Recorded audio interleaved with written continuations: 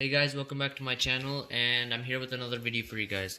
So I know I haven't posted in a while, but I'm back at it again. So today I'm going to be doing a little recap about capacitors, and I'm going to be showing you guys how you can take the values from a capacitor to make a unique type of graph.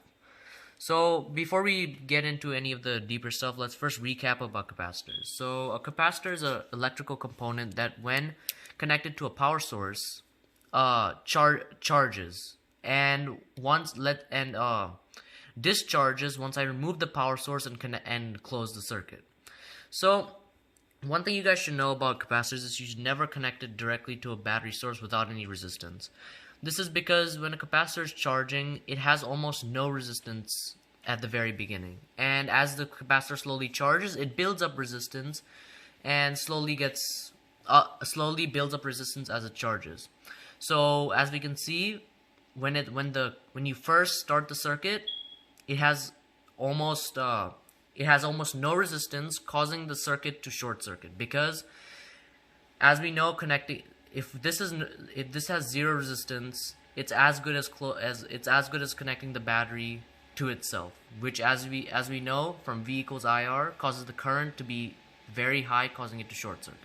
So let's talk about the flip side though. When the capacitor gets fully charged, the resistance in this capacitor gets very high. And because of this, it lets almost no current through, causing it to be almost like an open circuit. But let's say I were to remove this battery. Let's say I were to close the circuit without any power source. In this case, the capacitor would now act like a battery source for a short amount of time and would power the circuit. So now that we've got a little bit about the why we need a resistor with a capacitor, let's talk about how we can calculate a safe amount of resistance for our circuit, which allows the capacitor and the battery to function properly. So right here I've rearranged the equation V equals IR, and right now I'm using my V source as my power source and my V forward voltage as my capacitor. And as we know, if we're taking this from the moment we just connect the circuit together, our resistance on our capacitor is 0, which is why I put 0 as our voltage forward, and for our V source I put 3 volts. So, and I've divided that by our resistance. So now after doing all the calculation, I've gotten that with a 220 ohm resistor, I'm getting our current to be in the circuit 13.6 milliamps, which, as we know, the Raspberry Pi can handle 16 milliamps. So this should be a safe circuit to connect a Raspberry Pi to this capacitor with a 220 ohm resistor. So now that I've talked a little bit about how we can use our V equals IR equation to calculate a safe amount of resistance, let's talk about RC constants. So as we see in this graph over here, what is a RC constant? RC constant is a method of measuring how fast a capacitor charges. So as we see over here, 1 RC constant, 2 RC constants charges up to almost 90%. But something funny happens in 3, 4, and even 5 RC constants. The amount it charges by reduces dramatically. As we see over here, from 0 to 1, it jumps up 60%. From 1 to 2, it jumps up to 90%. So just like a battery, when a capacitor is charging, it charges at a very rapid pace at the very beginning. But towards the end of its charge, when it gets fully charged or almost fully discharges, we can see that it charges considerably slower, as we can see from this RC constant graph. And we can also use RC constants to measure how fast a capacitor even charges. So this can be helpful in measuring how fast a certain capacitor can charge, and you can build your circuit based on that. So now using this RC constant, we can see a unique type of graph starting to form. We can see it charging and then sort of slowing down once it reaches its apex, and then sort of rapidly discharging and slowing down once it reaches its vertex.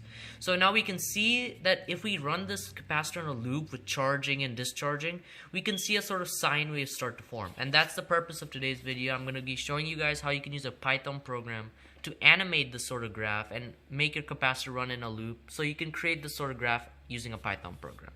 So before we get into the programming, let me talk about the circuit that I'm using to make this sort of sine wave. So this is the actual circuit physically, but let's talk about the actual diagram first. So I've connected 3.3 volts to a 220 ohm resistor connected to a capacitor, and I've grounded that. Just like I've talked about above over here, I've calculated safely that this can be connected to the Raspberry Pi, which is why I'm using this 220 ohm resistor.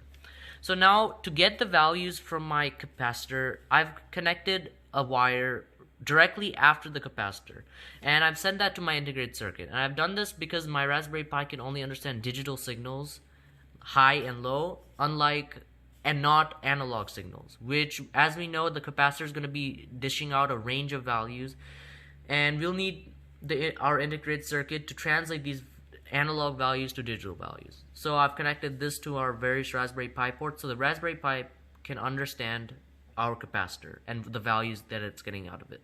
And as you know, I've connected, this is a 3.3 volt, but I've actually connected it to a Raspberry Pi port. So when I'm charging it, I turn the port high, meaning it's dishing out 3.3 volts.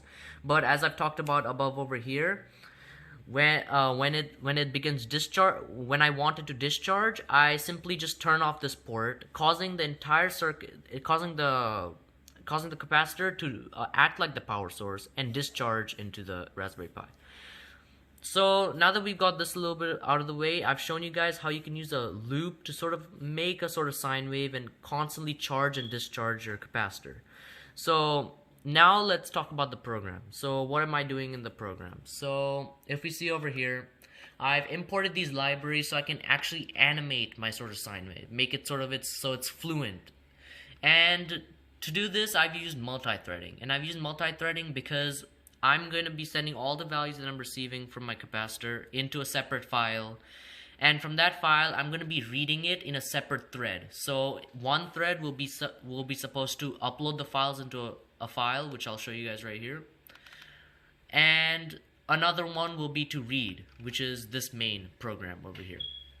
So now that we've got this on the way, let's and just as reference, I've also over here, as we can see, I put a while true so we can actually get that sine wave. And just as a reference, over here, when it's charging, I put the port as high, but when it's discharging, I put it low. So then the capacitor can act like the power source, so it discharges safely into the Raspberry Pi. So now let's start the program. Let's see what happens, and let's see the values that we're going to be getting. So as we see, when I start my program, oh wait, yeah. So let's restart for a sec. Oh wait, this is the wrong program. Sorry guys. So I'll open my program. So now over here, I've basically done the same thing, and now I will run it. So as we can see a sort of sine wave start to form. So as values are getting input into Raspberry Pi, we can see a sort of graph sort of form over here, and we can see if I run this for a couple seconds, it'll create a sine wave. So as you guys can see over here, it rapidly discharges, but then towards the end of its charge, it sort of fans out, which I've explained with the RC constants. And we can mimic this with the charging. You see it's rapidly charging from this point, but it sort of fans out towards the end. So now we can see a sort of sine wave start to form, but let's see what's going on with our file to prove that multi-threading is actually going on in this program. So now if I pause my program, and if we go to my file, let's restart this file. We can see all sorts of values being inputted into my file. So this is the percentage, how much percent is the capacitor charged. So as we can see, these range of values, and to make the sine wave actually to appear moving, I've done time. So over here's the percentage of the capacitor, and over here's the time. So like 5 seconds, 6 seconds, so that graph actually appears to be moving. So this is it guys. So this is how you can use a capacitor and obtain values from a capacitor and actually create a sort of sine wave sort of motion using the values from your capacitor. So thank you guys for watching, and I'll see you guys in another video.